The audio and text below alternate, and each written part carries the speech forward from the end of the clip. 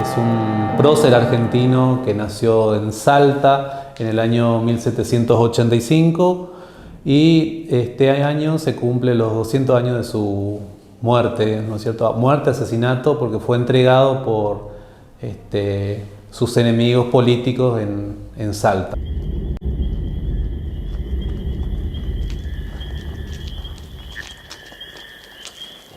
En el silencio de la noche, una compañía del ejército del rey rodea una vivienda de la ciudad de Salta.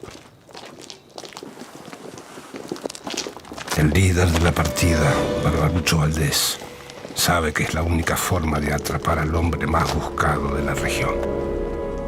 El general patriota que ningún jefe español pudo doblegar. El escudo invencible que frenó 7 invasiones realistas.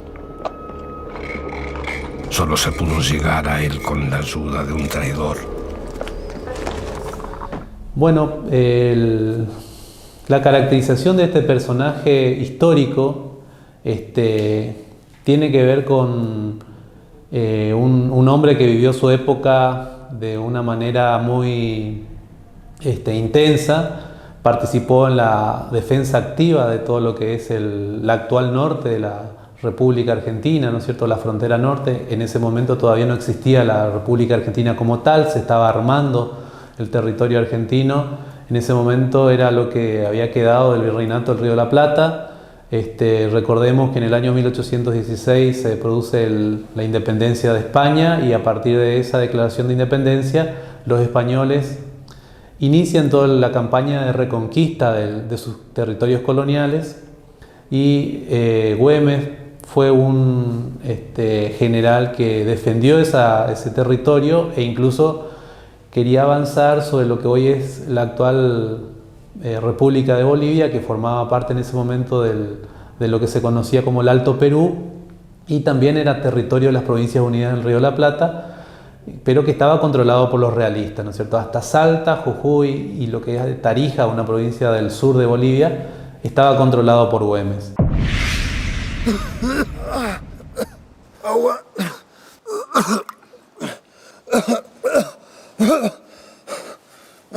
En su agonía le queda un solo consuelo: su sacrificio y el de sus hombres ha sido fundamental para la independencia de América. Un sentimiento que los sobrevivirá por siglos. Y era un espacio de permanente disputa, de enfrentamientos militares, donde Güemes organizó lo que se conoce como la Guerra Gaucha, que consiste en la organización de milicias irregulares que tomaban por sorpresa al ejército realista.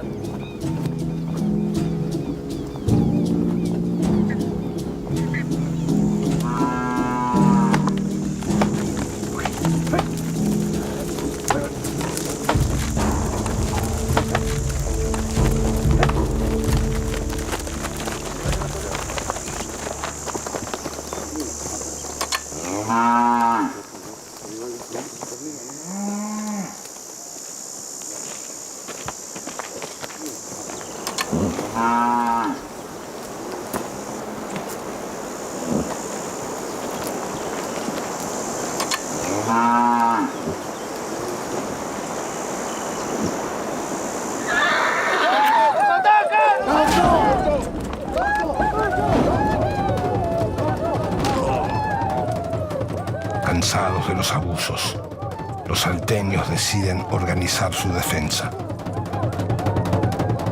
Inauguran una forma de lucha que será decisiva para la región, pero mucho más para el destino de la independencia: la Guerra Gaucha. Y de esa manera los vencían, ¿no es cierto? Era lo que se conoce como una guerra de guerrillas, porque atacaban, los sorprendían y después desaparecían. Y de esa manera sostenía ese ejército, que era muy precario en términos de recursos, ¿no es cierto? Porque también eso les servía para obtener armas, algunas mulas, caballos, y de esa manera sostener ese conflicto contra un ejército profesional que era el ejército realista de España, ¿no? A los 14 años, Güemes inicia su carrera militar en Salta.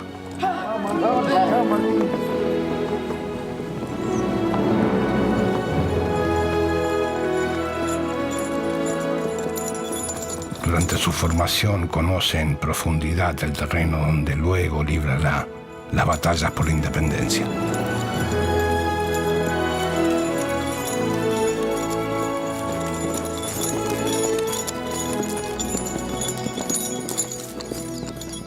A su destreza y su coraje innato añade la esmerada formación intelectual que distingue a los varones de su clase social.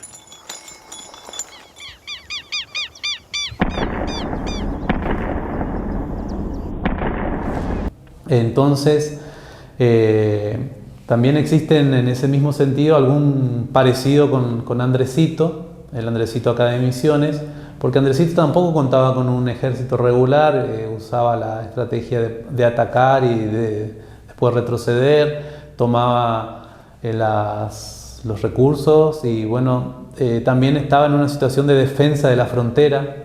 En este caso contra el Imperio de Brasil, en ese momento con la corte portuguesa que estaba acá en la zona. Solamente que había unas diferencias en el sentido de que Güemes tenía más vinculaciones directas con Buenos Aires, con Pueyrredón, con Rondó, con el directorio en ese momento. También estaba en contacto estrecho con Belgrano, con San Martín. José de San Martín tiene una alta estima por el teniente coronel salteño. Por su formación y probado coraje, lo considera una pieza clave en su plan de liberación continental. Y Andresito, por ejemplo, estaba en el otro grupo político que respondía a Artigas. Entonces, habían diferencias, por lo menos en el bando político, porque si pensamos en la caracterización de los intereses y a quienes defendían, había muchas coincidencias, ¿no es cierto? Tanto Güemes como Andresito estaban pensando en su gente, cómo defender los derechos de su gente, fundamentalmente. Y en el caso de Güemes, puntualmente, a los campesinos, a los indígenas.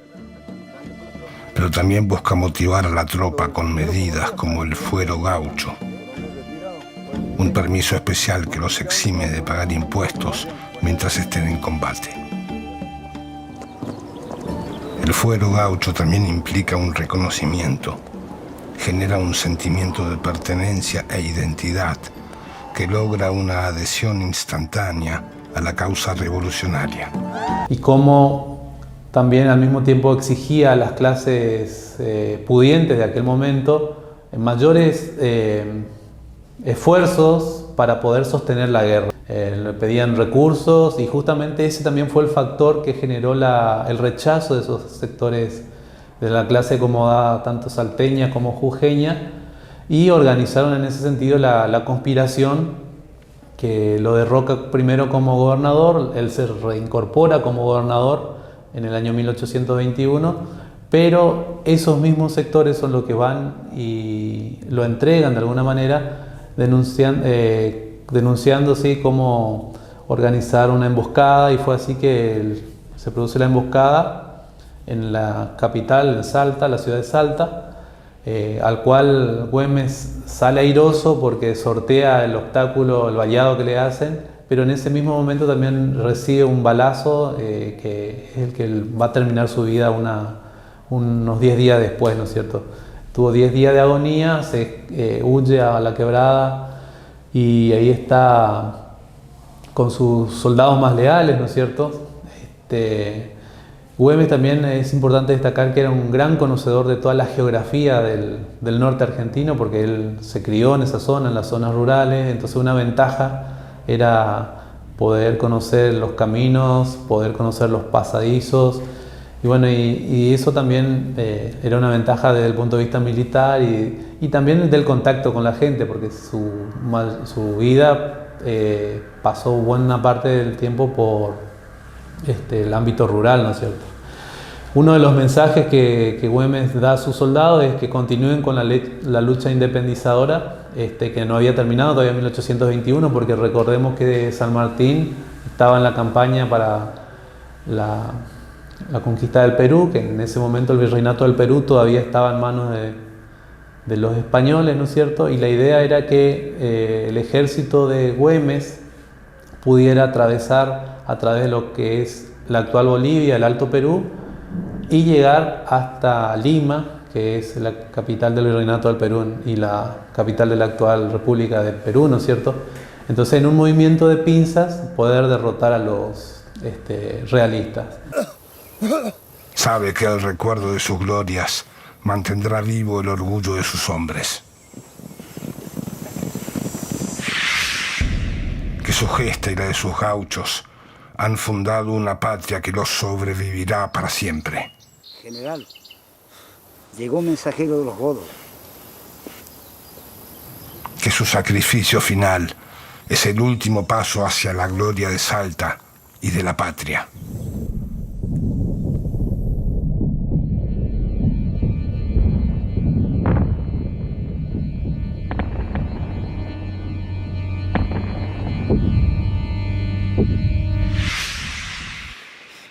Bit.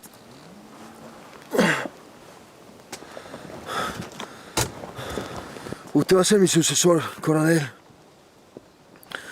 Es un honor. Prométame que va a combatir a los godos hasta el final. Así será, mi general. Tiene mi palabra.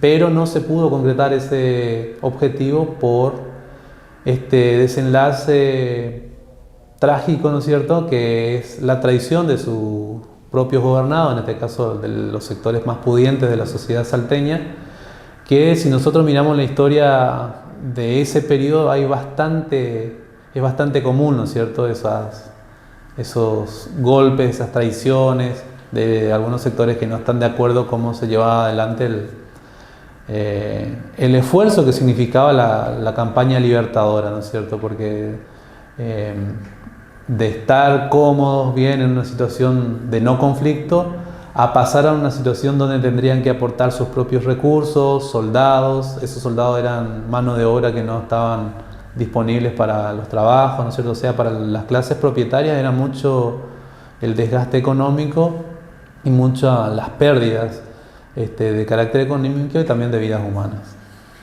¡Martín! ¡Martín!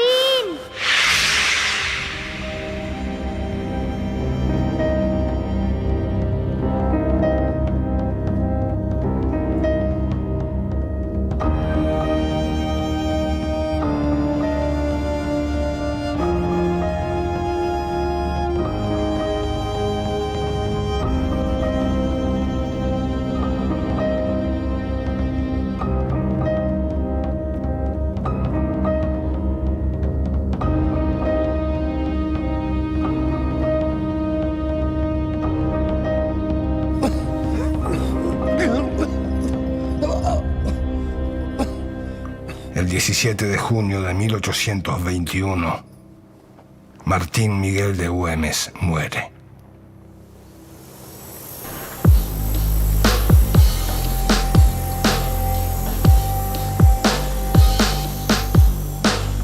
La patria del norte ya tiene su primer héroe. Sin él sería imposible entender el sentimiento